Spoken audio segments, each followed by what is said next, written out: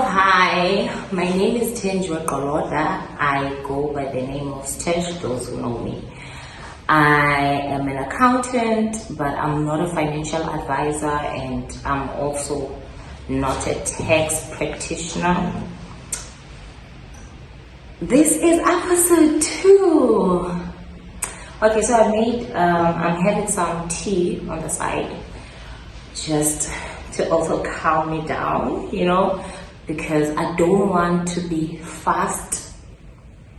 I want us to have a conversation today about budgeting. That is the topic of today, the do's and don'ts when it comes to budgeting, and trying to analyze budgeting a bit, and for you guys to see where maybe you might be going wrong with your budgeting. Because I do believe that people do budget.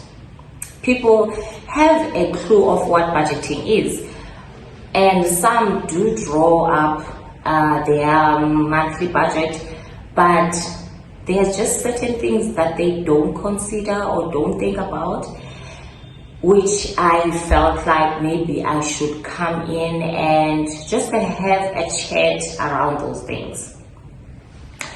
So things that you should consider when you're doing budgeting is, firstly, we already know the fixed cost that, okay, already you have to pay that rent, the installment for the car needs to go, the insurance and all that, like things that don't change on a monthly basis. But we don't pay much attention on a variable cost, which is the cost that change on a monthly basis, like all of that expenditure that depends on imut or on inyanga, but okay, maybe this month is not that bad, let me, it's those that we never consider, which are the ones that I want us to dive into. And also, one of the reasons why a lot of people do budgeting, but they still don't understand why are they always broke, or why are they always not meeting their budgeting, I don't know how to put it, but they don't understand that. They'll be like, oh my gosh, I thought I was going to have money this month, because on my budget I have an extra 500 rand or 1,000 rand that I'm supposed to be left with. But they don't do the part of whereby they go back to the budget, which is the planned and also the actual, where they are taking their bank statement and going line by line to see where did they go wrong. They don't do that. Some are ashamed to even do that, which I think we should not shy away from doing that. Like, hold yourself accountable. Go through that bank statement and check where did you go wrong. Analyze your bank statement. 2, some of the things that people do not do is, when you are doing your budgeting, you have your grocery, for example, and you put there 3.5 a month, and you are leaving one part. You're only considering about the big part of the grocery where it's month end, and then you go to the shops, you buy, and that's it. You're not considering, or you're not putting into consideration when you're budgeting the part for the weekly top-ups. Those weekly top-ups are one of the reasons why we are broke most of the time, and why we are always going over the budget. And you're supposed to put that weekly top-up as part of your budgeting, as part of your budget, and say maybe for weekly top-ups I'm putting 1,000 rand or 500. You should also include it on your budgeting. Also, we do not include on petrol. Also, people will be like, no, I'm just gonna put the 1,000 rand for my full tank. But we don't consider the fact that we have lives outside of work. So there are possibilities that during the month you will be driving to wherever going to see your friends, going out and all the stuff. And the petrol that you put on your budget and said, this is my petrol for the month, is now being more. You end up having to spend another extra 500 rand, maybe before payday. That week before the payday, you would have to spend another 500 rand, which you don't have because you didn't even budget for, unfortunately. And what do? You end up borrowing. So you need to budget for all those small things, which will assist you to not borrow any money, because you will be still within your budget.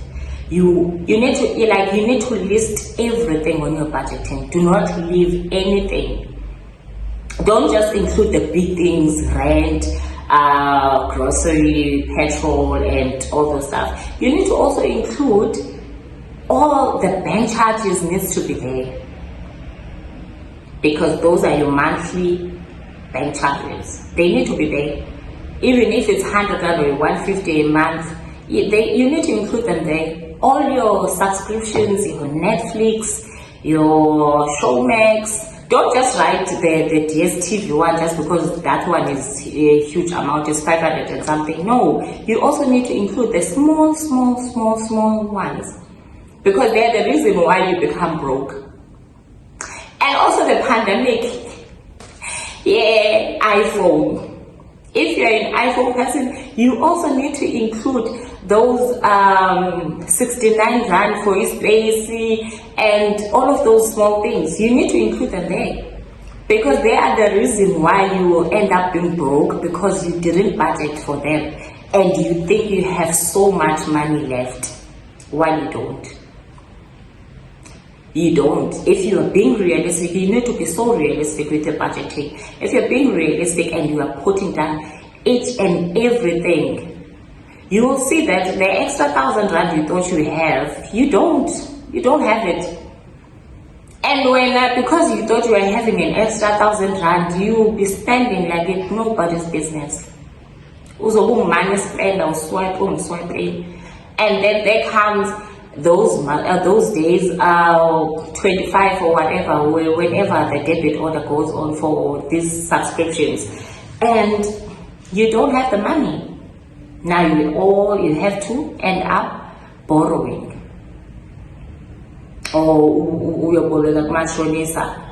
And also this thing of people making a credit card their emergency fund, it needs to stop. We're still going to talk about the emergency fund. I'm still going to do a video about the emergency fund. But I'm trying to say your credit card is not your emergency. Umashonisa also is not for your emergency, or it's not for covering up those extra costs you keep making as a request. Because most of the time, if you can check your bank statement, you can have a relationship with your bank statement, you will see that it is reckless spending. You buy things that you don't really need or you don't really afford, because you are like, oh, anyway, I have a credit card, it will cover me up. Now it's not really covering you up, because at the end of the day, you need to pay back that money. Now you're increasing your debts on a monthly basis. You will increase my debts because you don't want to be realistic with how much you're earning and how much you're spending, because that expenditure is the one that will get, like, you need to be able, when you're doing your budgeting, make sure that each and every, you account for each and every cent. Account for it. You even see, if you do that, you will see that there are certain things that you actually don't really need. Even though you thought you can't save, you will actually see, yes, this, I don't need this thing. Let me remove it and take that money and put it onto my savings. That time when you become like, oh my gosh, I cannot save, my money is too small, blah, blah, blah, blah. And no, it's you and your expenditure. You are busy taking things that you don't need. You are taking loans you don't need. And also, you also need to avoid this thing whenever you are having a call. from your call center, you receive a call from the call center, because in your head you think, it's such a small amount, no, I'll be able to pay for it, no, let me take it. No, refuse to do that, because if you are adding all of these small amounts that I'm talking about, you will see that I'm actually spending around 2.5 in these things, and there's no need. There's literally no need for all of those. So you need to avoid all of these small expenditures that are so unnecessary. Hence, you need to account for each and every cent. Have a relationship with your bank statement. It will guide you where you are going wrong. All the questions you are having on where did I go wrong, that will guide you. Also, don't just draw up a budget and then leave it like that. No, you need to go back to your budget, compare your budget and also your actual, and do some adjustments, or see where actually, yes, this is what caused me to overspend, or this is what caused me to be broke, and then make a plan on how you're going to avoid all of these small mistakes that you keep doing that are affecting your budget going forward.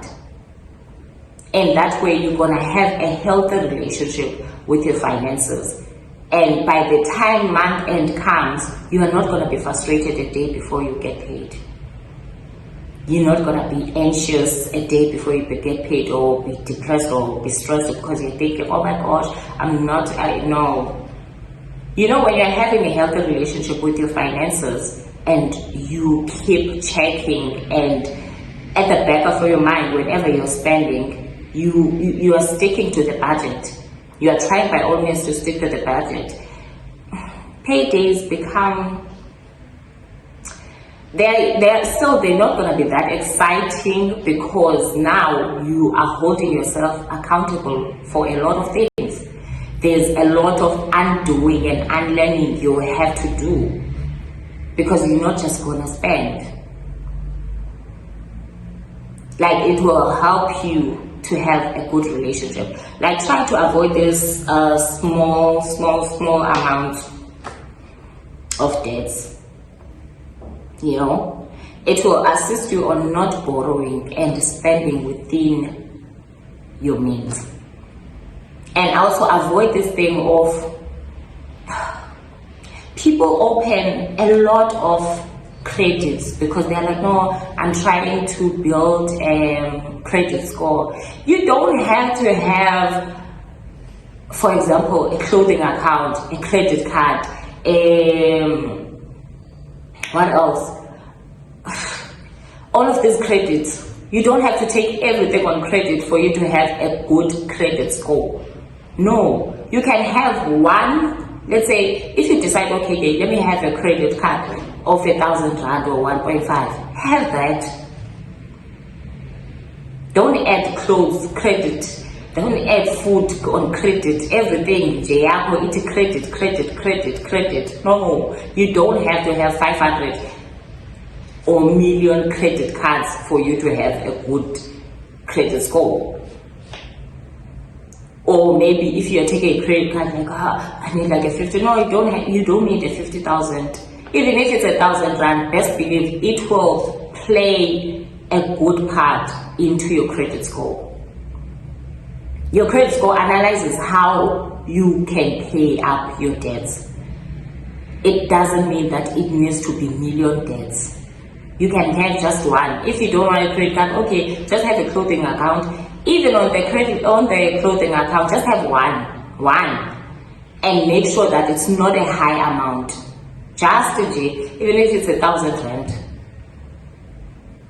and then make sure you pay that credit, that clothing account, and you pay it on time. You don't miss the payments and all the stuff, and you will have a good credit score. You'll be able to buy a car. You'll be able to buy a house. But you know what will make you not to be able to do all of those things and you ruin your credit score? It's you having million credits that you cannot afford. You are having 5 different types of credit cards. You are having a clothing store. You are having credit card on Woolies. You are having credit card. You have a Macro. You are having all of these different types. You are even buying food on credit. And then come month end, you cannot even afford all of these debts. Some you miss, some you stop paying. That is what ruins your credit score, not the other way around. Just have one. So yeah, I hope, even though I feel like I was almost all over the place because I ended up not talking about credit, but I just hope and wish that my video or the lesson for today was helpful.